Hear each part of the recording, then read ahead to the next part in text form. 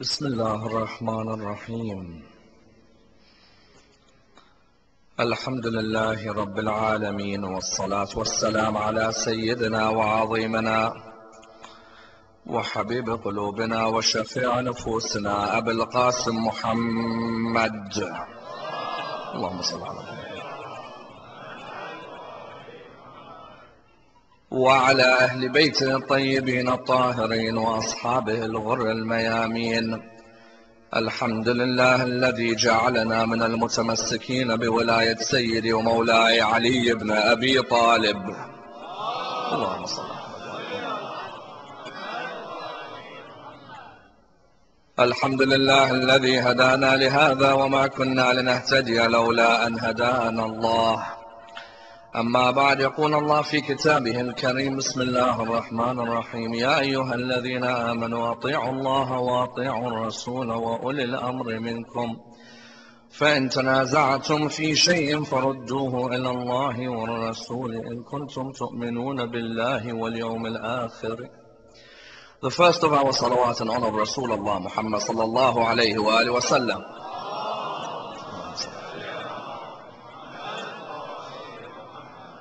The second in honor of Amir al-Mu'mineen Ali ibn Abi Talib.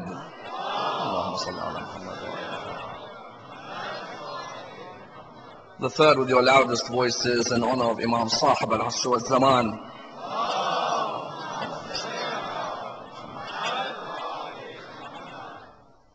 Respected brothers and sisters, Assalamu alaikum wa rahmatullah wa barakatuh. The discussion concerning imamat, or Islamic authority, is one of the most important discussions in Islamic thought, and a discussion which requires an in-depth examination, for it is a discussion which affects the lives of each and every Muslim in the world today. A discussion from which many lessons may be drawn and many examples may be derived, and indeed a discussion with a historical basis and a contemporary significance. Contemporary in the idea that when one examines the verses of the Holy Quran, and indeed the narrations of the Holy Prophet, knowing the Imam of one's time is incumbent upon each and every Muslim.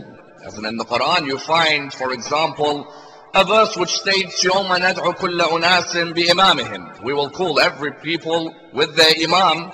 And indeed a narration which states, مَنْ مَاتَ وَلَمْ يَعْرُفْ إِمَامْ زَمَانَهِ مَاتَ مِيتَةٍ جَاهِلِيَّةٍ. The one who dies without knowing the Imam of their time dies the death of somebody in ignorance. This thereby indicates that when a person needs to know the Imam of their time, they also need to know the basic understanding of what Islamic authority originally was and how it was defined. On the second level, such a discussion allows us to answer the question as to whether the Prophet left behind a system of Islamic governance, or whether the system of Islamic governance is something which evolved over time. Because as we know, there are two schools when it comes to understanding Islamic authority and its development in the formative period of Islamic thought. There is a school which states that the Prophet had clearly and explicitly designated a successor or announced a successor on behalf of God, and that that successor would lead the government. Or there is a school which says no, that the people were able to form their own government, and that the authority figure stems from the choices of the people. Such a discussion will shed light on whether Islamic authority was clearly defined by the Prophet, or whether it evolved over time, number two. Number three, importantly, such a discussion allows us to understand who exactly was designated to protect the interpretation of the Quran. Why? Because we know the Prophet, his responsibility was the protection of the revelation of the Quran. The Quran was revealed over a 23-year period. His responsibility was to protect the revelation. The question arises that if the Quran was only 23 years old and the religion was only 23 years old, did the Prophet designate somebody who was able to protect this Quran? Or was it that whoever had studied under him could all make their own opinions as to a verse of the Quran? Because you find that many of the Western academics, when discussing Islamic history, state that Muslims wrote their history not because they wanted to preserve their history, but because of the different debates that occurred as to Islamic authority. Fred Donner, professor of Near Eastern history at the University of Chicago, when he wrote his book, Narratives of Islamic Origins, wrote that the reason Muslims wrote Islamic history was because of the number of debates that occurred theologically as to whether the Prophet left behind a successor or whether the people chose the successor. He states that when you look at all the different schools in the 3rd century of the religion of Islam, in the 4th century, and in the 5th century, you'll find that the main issue they were debating was this issue. The issue of successorship to the Prophet. As in, if you go to the Ash'ari school, you read the works of Abu al-Hasan al-Ash'ari, or of al-Baqillani, or of al-Juwayni, or of al-Mawardi. Go and read all their works. The majority of their theological works deal with the issue of designation or of succession. If you go to the school of the Mu'tazila, you'll find Qadi Abd al-Jabbar dealing with this issue. If you go to the Ismailiyya, you'll find Abu Yaqub al-Sijistani dealing with this issue. If you go, for example, to the Zaydiyya, you'll find Al-Qasim ibn Ibrahim within the Majmu' dealing with this issue. If you go even to the works of Arabic literature and the bell letters, you'll find people like Jahid dealing with this issue. You'll find Shaykh al-Mufid and Sharif al-Murtada within their works, within the Awail, within the Shafi, dealing with this issue. 300 years after Rasulullah had passed away, the greatest scholars of Islamic history from every school, from the Ash'ari school, from the Mu'tazila, from the Zaydiyya, from the Ismailiyya, every school discussed this issue. The issue of whether the Prophet had left behind a successor, and whether there was a clear system, and whether we had to obey them, or the issue of whether the Prophet said to the people, you decide for yourself and develop the system of authority.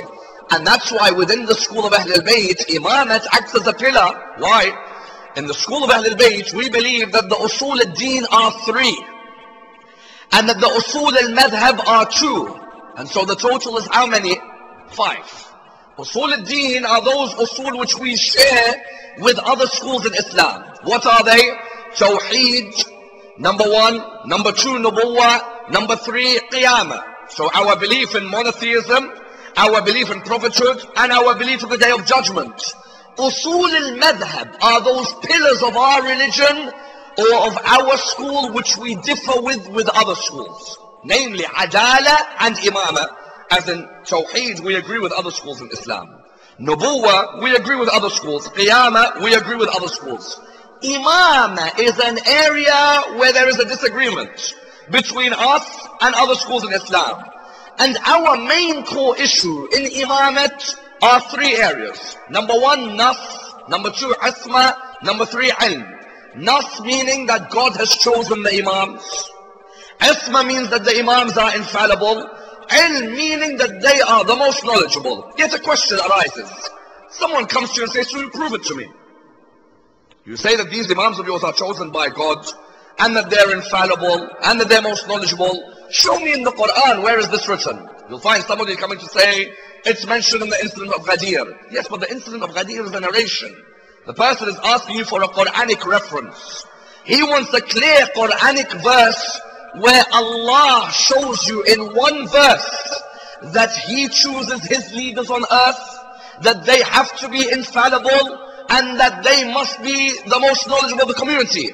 The clearest verse on this issue, upon which you can show the imamat of the Imams of Ahl al-Bayt, and that obedience to them is obligatory, Surah 4 verse 59. And I'd want you to memorize this verse, because this verse is the clearest verse about authority continuing from Nubuwwah to Imamah. Other verses in the Quran aren't so clear. Don't think just because you follow Ahl al-Bayt, it means that the Quran is that clear. Yes, Imams 12 and we follow them, it's that easy. If it was that easy, everybody in this world would follow Ahl al-Bayt. You have to be able to know which verse to point out, and in your discussions. This verse is the verse, but we need to dissect it in depth. What does the verse state? Bismillah ar-Rahman ar-Rahim. Ya ayyuhal ladhina amanu.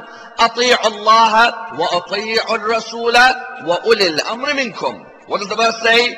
O you who believe, obey God, obey the Prophet, and obey Ulul Amr. The question arises, God here is making something very unique. He is saying that not only are you meant to obey me, You're also meant to obey my Prophet, and I want you to continue this obedience to a group of people known as the Ulul Amr. Notice that there are a number of issues in this verse we need to discuss. What are they? Number one, the Arabic grammar of the verse. Why does God say, أطيعوا الله, أطيعوا الرسول, وأولي الأمر? Why doesn't he say, أطيعوا الله, أطيعوا الرسول, وأطيعوا أولي الأمر? Why does he leave the obedience section on the final part of the verse? That's a very important grammatical area. Another area we need to discuss in this verse, what's the different opinions of other schools in Islam on this verse? Because surely other schools in Islam don't agree with us on this verse. So who did they say are the Ulul Amr? Who Allah has said that obedience to Rasulullah and obedience to them is exactly the same. Let's examine this and see where we examine the topic of imamat. When you look at this verse, as we said, the verse clearly mentions, obey God, obey the Prophet, and the leaders from amongst you. Every school in the religion of Islam came forward with an opinion about these leaders. The first school to come forward to say who the Ulul Amr are was the school which said that the Ulul Amr are whom? Are the scholars of the community, the ulama. What do you mean? They said the ulama are the beacons of light of the Muslim community. The ulama, they uphold the knowledge of the community. They are the people who look after and preserve the heritage of the community, the principles of the community. They are the people who the Prophet said to us, looking at their faces is a form of worshipping Allah. They are the leaders of the community, and therefore they are the ones who the verse indicates that Ulul Amr is the ulama. You say to them, on which basis? They state, because these people are preserving the knowledge of Rasulullah. Therefore Allah, when he says obey Ulul Amr, he's saying obey the ulama.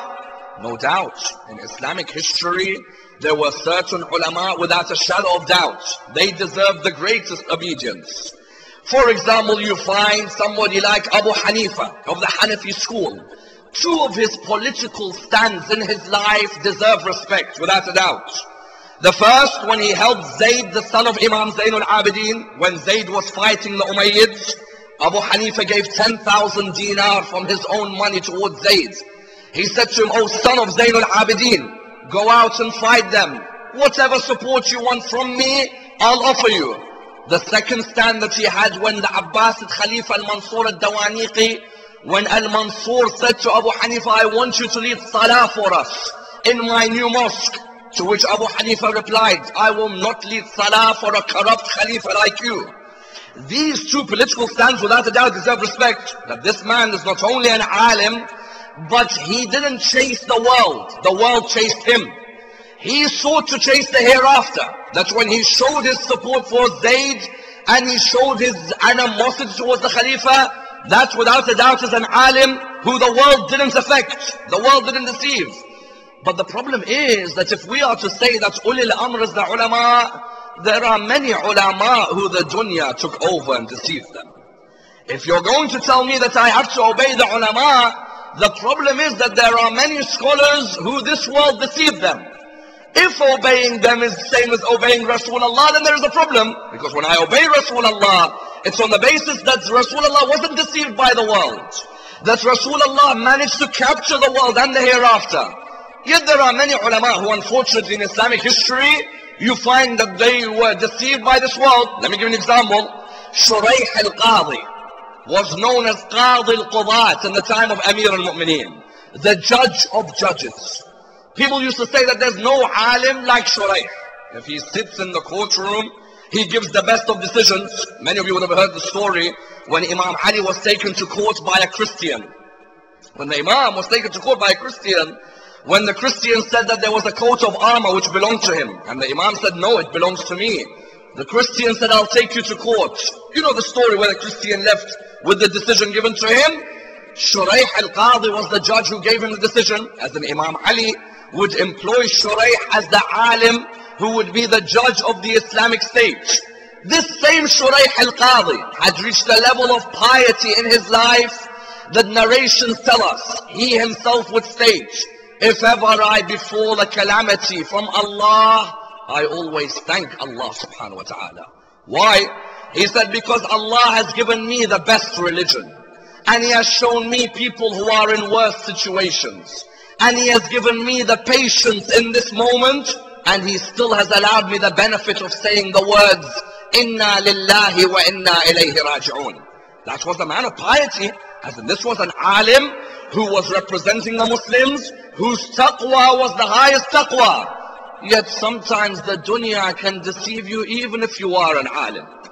Even if you're an alim, sometimes the glamour of this world overtakes you.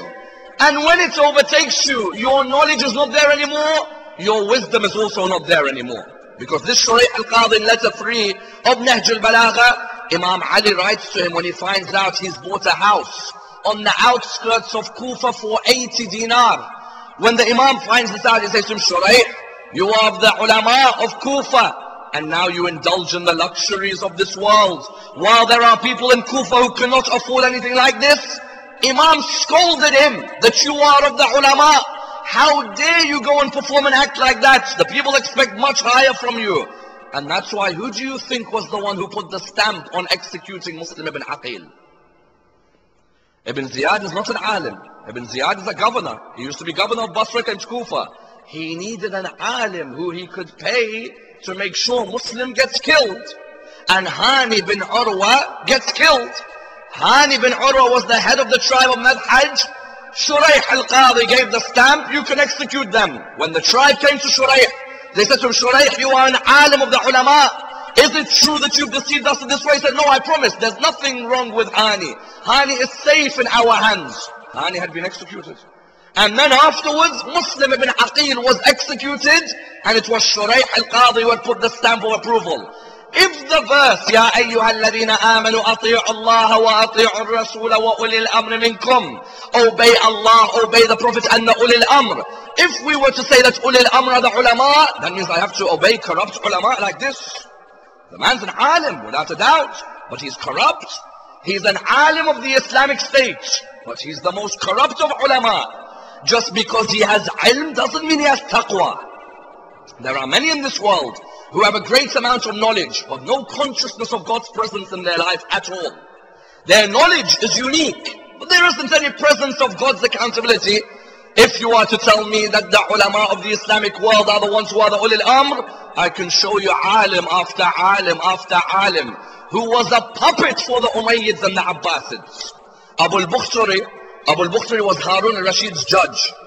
Yahya, the great-grandson of Imam al-Hassan, had fought Harun al-Rashid. No one won the battle. It was like a ceasefire at the end. Harun al-Rashid later on became angry. Why? Because he had written a covenant that now that it's a ceasefire, I won't fight you ever again, even if I'm stronger and you're weaker. He had got angry later on. How did I let this man defeat me? So he thought to himself, what can I do about it? He went to ask some of the ulama. They said to him, have you made a treaty with him? He said, yes. He said, then you can't do anything about it. He thought, let me go to my judge. I've employed him as the judge and he's the alim. So I'm going to go to my judge, let me ask him. He went to his judge, he said to him, I've got a problem. He said, what is it? He said, I wrote a treaty with Yahya, the grandson of Hassan ibn Ali, the great-grandson, that I'm not going to fight him in a war after we've had our war. He said, so what's your problem now? He said, I want to kill him now. My arm is stronger than his, I want to finish him. He said, so what's the issue? He said, but I've got a treaty which is signed that I will not touch him. He said, give me the treaty. He took a knife out of his pocket. He said, why you leave a knife in your pocket? Only God knows. He left the knife out of the pocket there and he took it out and he just ripped it there. He said, is there any treaty anymore? No, there isn't. Go ahead and kill the man. This is the ulama that you say are Ulul Amr. As in, if the Quran is telling me obey Allah, obey the Prophet and the Ulul Amr, then the Ulul Amr can't be the ulama. Why? Because the ulama, some of them are pious and some of them may be corrupt. That's the first opinion. The second opinion, which we reject as well, that Ya ayyuha alladhina amanu ati'u Allah wa ati'u al-Rasul wa ulil amr minkum, is that the Ulul Amr are the four rightly guided khulafa after Rasulullah. That's an opinion which we reject as well. Why? Because of the fact that this concept of four rightly guided khulafa is a myth in itself. The purest proof that it's a myth, that's the first four after Rasulullah, Abu Bakr and Umar and Uthman and Ali, The biggest proof that it's a myth is that there is no way Ali ibn Abi Talib could be called the fourth rightly guided Khalifa. Why? Because you only have to look at who was in charge of the Muslim states after Rasulullah died to know that they'd never call Ali ibn Abi Talib rightly guided. The Umayyads would say Ali ibn Abi Talib is the fourth rightly guided Khalifa. The Umayyads or the Abbasids. The Umayyads, who on their pulpits would revile Ali ibn Abi Talib, would come and call out that Ali ibn Abi Talib is the fourth rightly guided Khalifa of the religion of Islam. Or the Abbasids, who would write poetry antagonistic towards Amir al-Mu'mineen. It's a complete myth, this idea that there were four rightly guided. Why? Number one, Ali ibn Abi Talib wasn't called the fourth rightly guided Khalifa until 200 years after Rasulullah had died. The Umayyads, there's no way they'd say he's number four. The Abbasids in the first half wouldn't say. Ahmad ibn Hanbal was the first person to say Ali ibn Abi Talib is the fourth rightly guided Khalifa of the religion of Islam. And the biggest proof that there is no way Ali ibn Abi Talib was seen as rightly guided and therefore had to be obeyed was the Battle of Jamal and the Battle of Siffin. Because if the early Muslims understood this verse as it meaning the four rightly good khulafa are the Ulul Amr, and that you have to obey them like you obey Rasulullah, so how comes they came out and fought Ali ibn Abi Talib in the Battle of Jamal? If obedience is obligatory to the four rightly guided khulafa, then what does it say about those who fought Imam Ali at Jamal, or those who fought Imam Ali at Siffin, or those who fought Imam Ali at Nahrawan? Ali ibn Abi Talib 4.5 years as Khalifa, 3 times the Muslims fought him. If the early Muslims thought that this verse meant obey Allah, obey the Prophet, and obey the four rightly guided khulafa, then when he became number 4, they would have said, we can't do anything to you, because in the Quran it's written that we have to obey you. Clearly there's a contradiction, that clearly there is no way this verse could refer to the four rightly guided khulafa. That's why on the third level we reject that it refers to the khulafa. Why? Because in the school of Ahlul Bayt we have a difference of opinion with some of the decisions of these khulafa. As in, I do not deny that Abu Bakr or Umar or Uthman, in their own words they said, we gave our opinion and we made mistakes. This is true of them. There is a concept called ijtahada fa'akhta. He gave his opinion, but then he made a mistake. I don't deny that our brothers follow them and revere them as their leaders. But to us, if this verse is applicable, I cannot obey somebody who himself claims that I make mistakes. Because when the verse tells me obey Rasulullah, I obey Rasulullah because I know he doesn't make mistakes. But then how can I claim people who came after Rasulullah, who themselves admit that we make mistakes? Or who themselves admit that we prohibit something which Rasulullah allows? Let me give you an example.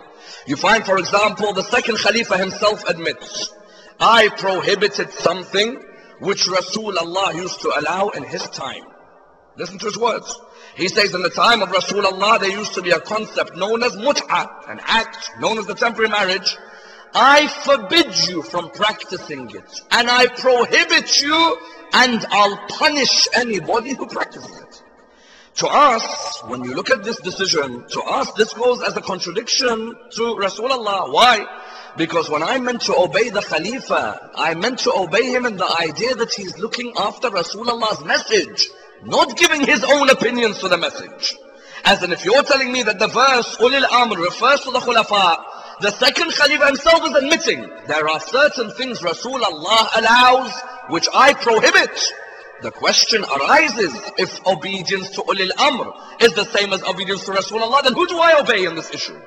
Do I obey the second Khalifa and therefore mut'ah is haram? Or do I obey Rasulullah and mut'ah is halal? Let me give you another example. When I look at Uthman ibn Affan, the way he treated Abu Dharr al-Ghafari. Do you know Abu Dharr al-Ghafari, how he died? Uthman ibn Affan exiled him to the Rabatha. He exiled him and he made him die alone, with nobody allowed to visit him. Abu Dharr al-Ghafari, Rasulullah said, Abu Dharr al-Ghafari, only truth comes out from the mouth of Abu Dharr al-Ghafari. Rasulullah said, Abu Dharr al-Ghafari and Jesus son of Mary are on the same level of taqwa. Same. There's no difference between them in taqwa and their consciousness of God. Uthman ibn Affan, because Abu Dharr kept on speaking out against his government, Go and study Sayyid Qutb's book, Social Justice in Islam. He narrates the incident clearly. Abu Dhar kept on speaking out against Uthman because Uthman was usurping the money of the Muslims. What does the narration say to us? Uthman decided that I'll exile the man to the Rabba there. If you are telling me to obey this man because he is meant to be the Ulul Amr, his opinion is contradicting Rasulullah. Rasulullah is telling me, Abu Dhar, only truth comes out of his mouth. This man, if he's meant to be Ulul Amr, he's not meant to contradict Rasulullah by putting Abu Dhar alone in the desert. He's meant to treat Abu Dhar al-Ghafari with the utmost of respect. Let me give you a third example. The first Khalifa himself took the land of Fadak away from Fatima.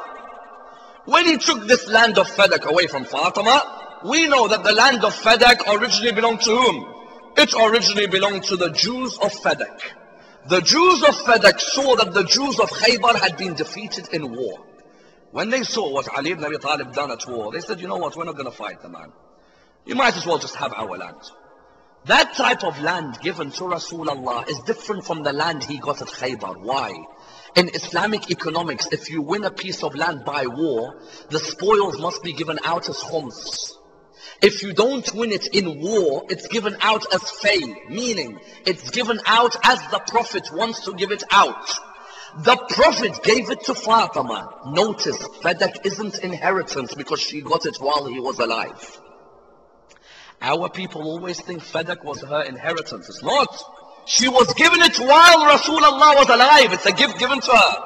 So when the first Khalifa came and said that the Prophets don't leave behind inheritance, Fatima Zahra said, what do you mean inheritance? It's my land, I was alive. Possession indicates ownership in law. If it's possession in my hands, why are you telling me that I need witnesses? You're the one who's meant to show witnesses against me. Fatima dies angry with the first Khalifa.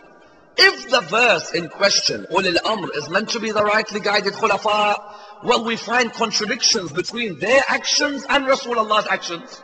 So therefore, how could Allah tell us, obey Allah, obey the Prophet and the Ulul Amr? If the Ulul Amr are the four rightly guided Khulafa, then there is a contradiction here. That's number two. The third opinion about the Ulul Amr, the Ulul Amr who Allah orders you to obey after Rasulullah are the commanders of your armies. Why? Because the commanders of your armies, you must show them total submission. Al-Bukhari narrates the hadith where Rasulullah was asked that the Ulul Amr mentioned in this verse, who we have to obey after you, who are they? Rasulullah said, the commanders of your army at war. You must obey them at all times. I remember Khalid ibn al-Walid.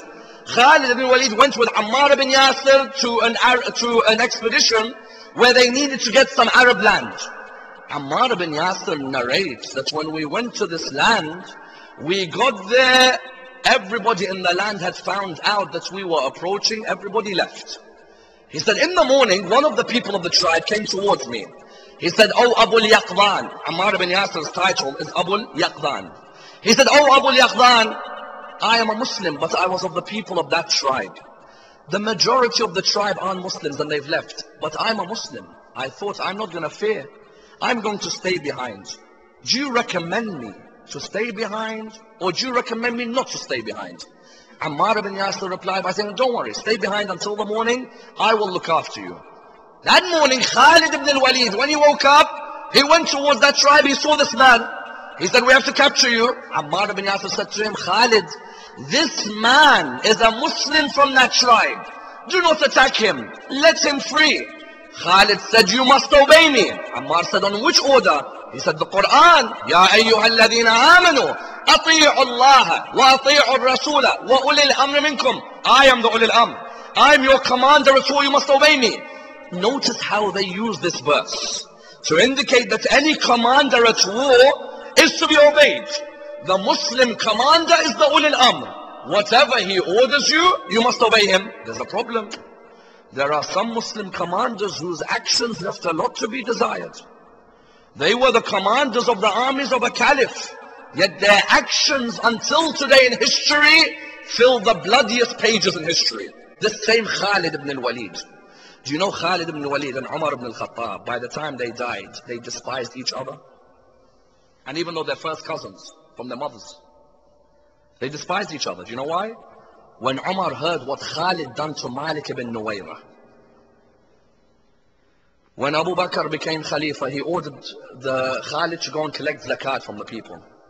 Khalid went around collecting zakat. Anyone who doesn't pay the zakat gets beheaded. If you pay the zakat, you don't get beheaded. If you don't, you get beheaded. Malik ibn Nuwayra was one of the greatest companions of Rasulullah and of Amir al-Mu'mineen. Malik ibn Nuwayra used to collect taxes for Rasulullah. He was from the tribe of Yarbuh. He used to collect taxes on the behalf of Rasulullah from the tribe of Hanbala. Malik ibn Nuwayra, when Khalid came and said to him, you've got to give taxes, he said, I'm not going to give taxes to that Khalifa. I give taxes to the man chosen at Ghadir. I'm not going to give to him. We won't give. He said, you won't give? No. He beheaded him and the whole tribe. And when they beheaded the tribe, do you know who was with Khalid ibn Walid, who was under him in the command? Abu Qatada. Abu Qatada went back to the first Khalifa. He said to him, you see your commander, what he's done? He said, what has he done? He said, your commander has killed the person who used to collect taxes on behalf of Rasulullah. He said, who? He said, Malik ibn Nuwayra. He said, he killed Malik? Yes. When Umar ibn al-Khattab heard Khalid had killed Malik, he said to Abu Bakr, punish him. He said, what do you mean? He said, punish him. We can't have a rule for one and another rule for another. The man has done this. And then he said to Abu Bakr, do you know what else he's done? He said, what is it? He said, the next night he's with his wife, Layla. In Islam, you have to leave an iddah period. You don't go with the wife the next night, do you? The next night he's with Layla. Punish him like we punish everybody else. He said, how can I punish a man who Allah praised his sword? Commander of the Muslim army. If the verse is telling us Ulul Amr are the commanders, this is the commander I have to obey? A commander who goes and kills a Sahabi of Rasulullah and then goes with his wife the next night? A commander who has that type of behavior? If you are telling us Ulul Amr are the commanders, Umar ibn Sa'ad is a commander. Umar ibn Sa'ad on the 10th of Muharram is a commander. On the night of the 11th of Muharram, do you know what Umar ibn Sa'ad ordered the soldiers? He said to them, oh horse riders, ride your horses and trample on the body of Abu Abdullah. That's a Muslim commander, isn't it? It's a Muslim commander. If the Quran, when it said, Ya ayyuhalladhina amanu ati'u Allah wa ati'u Rasula wa ulil amr minkum, the ulil amr are the commanders, I've got to obey commanders like this. Islamic history is full of commanders who claim to represent Islam, but had some of the most despicable behavior about them. That's the third opinion we rejected. The fourth opinion, the Ulul Amr is the whole Ummah. Al-Fakhr al-Razi says, when God says obey God, obey the Prophet and the Ulul Amr, he says the Ulul Amr must be infallible. Because God is infallible, the Prophet is infallible, therefore the Ulul Amr must be infallible. He said therefore the Ulul Amr is the whole Ummah. What do you mean the whole Ummah? He said because Rasulullah said, my Ummah will not unite on error. It's interesting. Rasulullah said, my Ummah will not unite on error. Therefore the Ulul Amr is my Ummah. This opinion is quite absurd, to tell you the truth. Do you know why? If you get 200 cows and 200 cows, you're going to make one horse? Listen, honestly. If I now gather the whole minds of the whole Ummah, I'm going to have an infallible mind? Iqbal used to say, bring me the mind of 200 donkeys.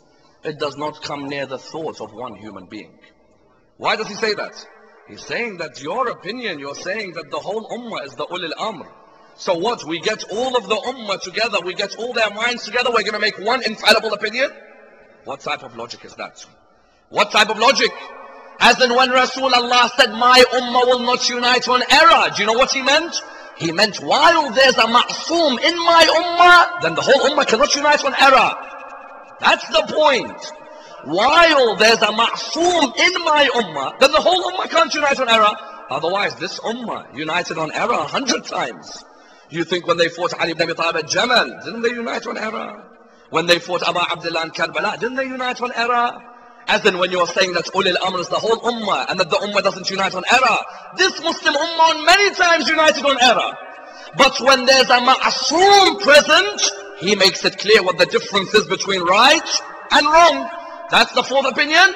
The fifth opinion is the opinion of the school of Ahlul Bayt. That the Ulul Amr are the Imams of Ahlul Bayt.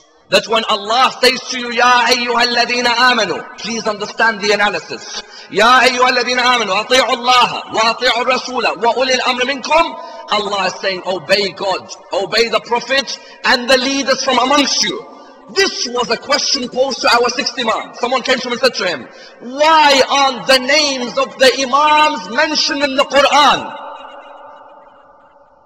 And the sixth Imam replied by saying, that is the number of units which you pray in Salah mentioned in the Quran? I pray Salat al-Dhuhr 4 rak'ah, Salat al-Asr 4 rak'ah, Maghrib 3, Isha 4, Fajr 2. Is it in the Quran? He said no. He said, where is it? He said, it's in the Hadith. He then asked him, is the fact you've got to pay 2.5% zakat on your earnings a year in the Quran? He said, no. He said, where is it? He said, in the Hadith. Is the fact that you must do tawaf of the Kaaba 7 times in the Quran? He said, no. He said, then where is it? He said, in the Hadith. He said, likewise, the Imam's names are not in the Quran, but they are in the Hadith. But the verse for the Imam's names is Surah 4, verse 59. That when Allah revealed the verse, Ya ayyuhalladhina amanu, ati'u Allah wa ati'u Rasula wa ulil amr, he said the ulil amr are Ali ibn Abi Talib and Hassan ibn Ali and Hussein ibn Ali and Ali ibn al-Hussein and Muhammad ibn Ali and Ja'far ibn Muhammad, Musa ibn Ja'far, Ali ibn Musa, Muhammad ibn Ali, Ali ibn Muhammad, Hassan ibn Ali, wal Hujjat ibn al-Hassan. Allah. That here clearly Allah subhanahu wa ta'ala states, obey God, obey the Prophet and the leaders from amongst you. He says, we are the leaders from amongst you. In another hadith, Jabir bin Abdullah al-Ansari comes to Rasulullah, Ya Rasulullah, who are these Ulul Amr, who Allah has said, obedience to them is the same as obedience to Rasulullah. Jabir said, these Ulul Amr are my sons from Fatima. And then he mentioned Ali, Hassan, Hussein, Ali ibn al-Hussein. Then he said, Muhammad al-Baqir, who you will meet, Jabir. And that's why Jabir met Imam al-Baqir after Karbala. And he said to him, Ya Jabir, send my salams to Muhammad al-Baqir. That's why you find here on the verse, what is the verse implying? The verse is implying that when Allah tells me to obey the Prophet, it's because the Prophet is infallible. Likewise, when He tells me to obey the Ulul Amr, it's because the Ulul Amr are infallible as well.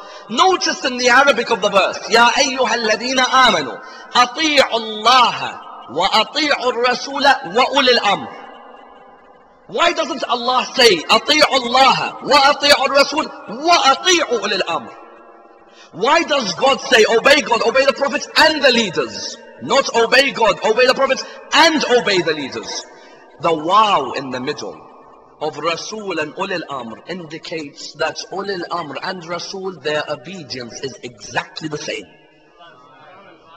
You don't need to say ati'u again. All you need to put is a wow between Rasul and Ulul Amr. That you know you obey the Prophet, now automatically you must obey the Ulul Amr after him. Somebody replied back with an interesting reply. They used the verse against me. They said, you said the verse, Ya ayyuhalladhina amanu ati'u Allah wa ati'u Rasula wa ulil amr minkum. You said, obey Allah, obey the Prophet and the leaders from amongst you. But the verse continues, فَإِن تَنَازَعْتُمْ فِي شَيْءٍ فَرُدُّوهُ إِلَى اللَّهِ وَالرَّسُولِ إن كنتم تؤمنون بالله واليوم الآخر. But if you dispute over an issue, return the issue back to Allah and the Prophet. Do you know what they said to me? They said, why doesn't he say return the issue back to Allah and the Prophet and the Ulul Amr? It's a good point. It's a sharp point. Because the verse says obey God, obey the Prophet and the Ulul Amr. But when you dispute over an issue, return it back to Allah and the Prophet. So the person said, you see, the Ulul Amr aren't that important that you say that we must.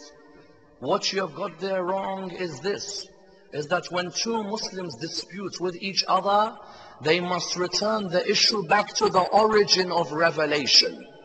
The Imams of Ahlul Bayt don't bring revelation, they only protect revelation. When Allah said return it back to Allah and His Prophet, He was saying that when Muslims dispute, return it back to where the wahi originated and who the wahi went to. In the religion of Islam, we don't believe the Imams bring in law. We say the Imams of Al Muhammad protect Islamic law.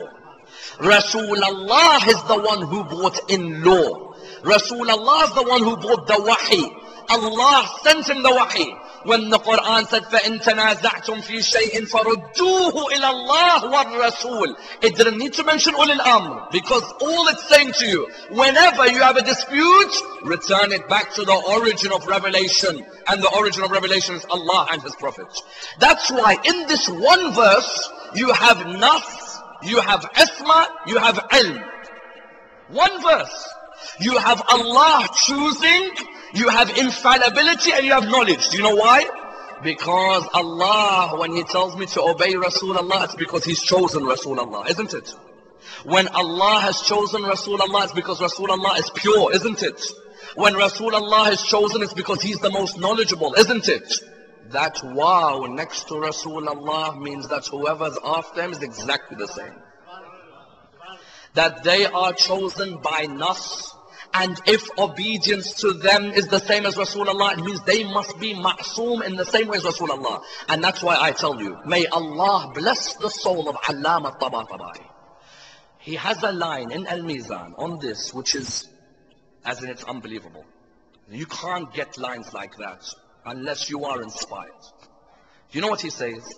He says, look, everywhere in the Quran where Allah asks you to obey, He always puts the condition that those people who you obey, if they disobey, then this is what you must do. For example, God tells us you have to obey your parents, doesn't He, in the Quran? But then in the next verse He says, but if your parents disobey me, then you disobey them. He says the only obedience in the Quran where Allah does not warn you of disobedience is the Ulul Amr. In the verse on parents, Allah says, Luqman says to his son, you have to obey your mother, your parents. But then Luqman tells his son that if you see us disobeying Allah, then disobey us. If Allah thought the Ulul Amr could disobey Him, He would have put the condition, but if the Ulul Amr disobey me, then disobey them. But the only group of people Allah never mentioned disobedience next to is the Ulul Amr, indicating that these Ulul Amr can never go against my commands. And therefore they must be infallible like Muhammad was infallible. And that I have chosen them like I chose Muhammad, and that their knowledge is exactly like Muhammad's knowledge. But that their roles differ. Rasulullah brought the knowledge, their role is to protect the knowledge. That's why whenever anybody asks you, why is imamat important? You reply by saying, my prophet brought the revelation, my imams protected the interpretation. And that's why when Allah says, obey them, it means in every aspect of your life, you give complete obedience towards these imams. Because these imams are seen as the embodiment of God's knowledge on earth, and the embodiment of God's wisdom on earth. They are the treasures of His wisdom and the gardens of His knowledge. And indeed your role when you obey them is that you act like them, in the way Ali al-Akbar acted like his grandfather. Ali al-Akbar, without a shadow of doubt, the hadith says, in similarity to Rasulullah, in what? In khalq, in khuluq, in mantiq. 3 areas. Ali al-Akbar was exactly like Rasulullah in the way he looked, his physical appearance. When people would see him, they would say, that looks like Rasulullah walking on the earth. And in terms of his manners, people would say, that is the manners of Rasulullah. And in the way he dealt with reasoning, they would say, that's the reasoning of Rasulullah. And that Ali al-Akbar truly, when he came forward on the 10th of Muharram to show obedience not just to his father, he was showing obedience to Ulul Amr, and the beginning of Ulul Amr, Aba Abdullah. When he came forward on the 10th of Muharram, one of the ulama narrates that he saw Aba Abdullah al-Hussein in his dream one day. And when he saw Aba Abdullah, he saw arrows surrounding the body of Imam al-Hussein. That alim says, I woke up that morning and I was crying, seeing the Imam in this way. He said, the next day I saw the Imam in my dream, all the arrows had gone except 2 arrows. When I looked at him, I said, Imam, yesterday I saw you, the arrows that surrounded your body. But today when I see you, there are only 2 arrows. He said to him, your tears for me wash away the arrows that sit on my body. But there are 2 arrows that never leave me. The arrow of Abu Fadl and the arrow of Ali al-Akbar. These 2 arrows remain inside me and do not leave me. And how difficult it was for Abu Abdullah. Do you know Ali al-Akbar, one of his greatest traits was his generosity, his hospitality. His mother Layla, she used to say that, you know my son, what he used to do, he used to always ask his mother, oh mother, outside our house, let the smoke come out of the chimney. Because in Arab tradition, if there was smoke coming out of the chimney, it meant that the house was a welcoming place for anyone who did not have any food to eat. He used to tell his mother, maybe there are poor people in the street, they have nothing to eat. I want our house to be a house of hospitality. How difficult was it for his mother when she saw him on the 10th of Muharram. The earlier narrations do not mention her name in the event. The later narrations mention her name. Being in the event on the 10th of Muharram, Ali al-Akbar recited the adhan on the morning, on the midday of the 10th of Muharram. It was the last time Abu Abdullah would hear the adhan from his son. The companions had all now passed away. They had all died. It was now the turn of Bani Hashim. Ali al-Akbar came to approach his father. The narrations say to us that normally when somebody would come to approach Abu Abdullah al-Hussein and say to him, it's my turn to go out and fight, normally Abu Abdullah would turn around and say that no, please, they have come to kill me.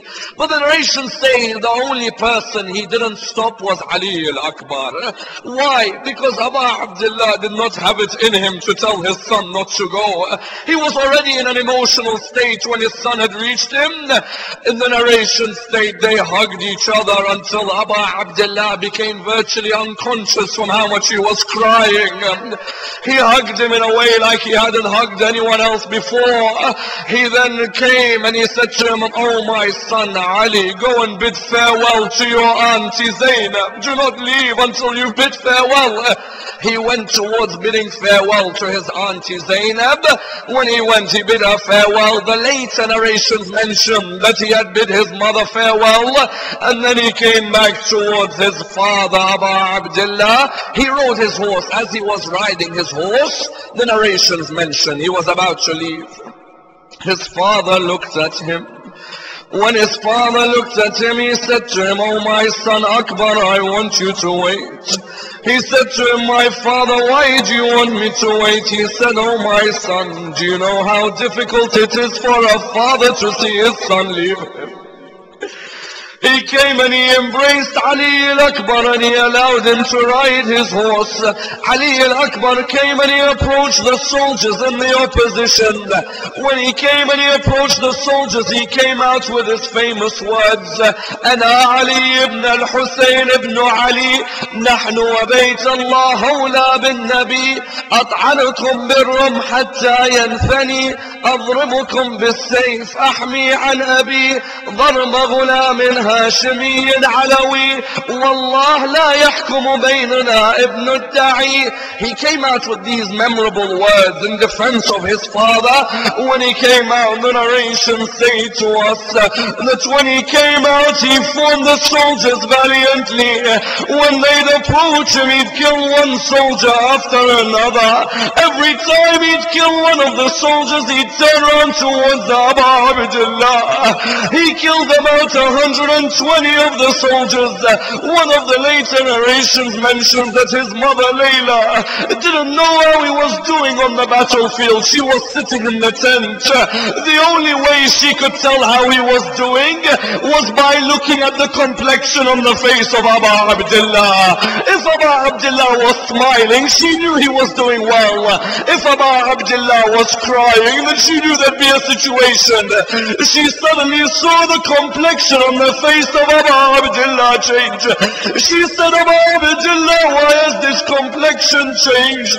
He said, because I see people coming to attack your son. When he said this, she began to cry. He then said to her, Layla, recite the dua of a mother, for the dua of a mother is never rejected.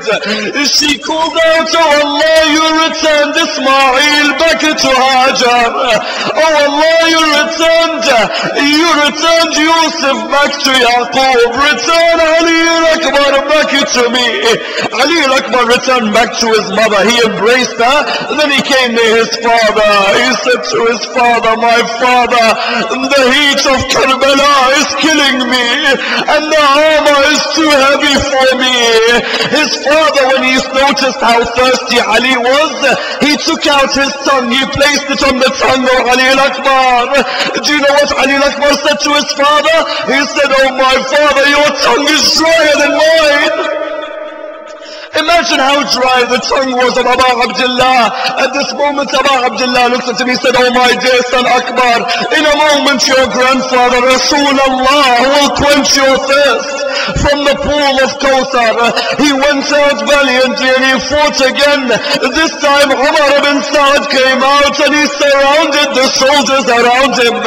One of the Arabs called out, I'll take the sins of all the Arabs on my shoulders and I'll break the heart of Abu Abdullah. He came out and he threw a spear towards the chest of Ali al-Akbar. Ali al-Akbar at this moment fell on the ground. The narration said that he called out, oh my father Abu Abdullah, come and help me. Sukayna bint al-Hussein narrates that when Abu Abdullah came out, he wasn't running towards the direction of Ali al-Akbar. She called out, oh my father, you're running in the wrong way. He said to her, Sukayna, do not blame me, I do not see with these eyes anymore. He came towards Ali al-Akbar's body. When he came near that body, he saw Ali al-Akbar sending his salams to him with one hand, but not with two. He wondered why. When he came near, he removed the second hand and he saw that the spear had gone into the chest of his son. The poets narrate that Abu Abdullah would have said, turning round towards Najaf, he calls out, oh my father Ali ibn Abi Talib, you lifted the gate of Khaybar, but you never had to lift a spear from the chest of your son. Oh my father, come and see what I have to do here near my son. The narrations, I'll leave you with this narration. One narration states that when he came near Ali al-Akbar, he saw him smiling, then he saw him crying. When he saw him smiling, he said to him, my son Ali, why do you smile? He said, oh my father, I smile because I see my grandfather Rasulullah coming towards me. At this moment he said to him, Ali, my son, why is it that you cry? He said to him, oh my father, I cry because I see my grandmother Fatima Zahra coming towards me. And I cry because for every tear that you shed, I see my grandmother slapping herself on her cheeks looking at you.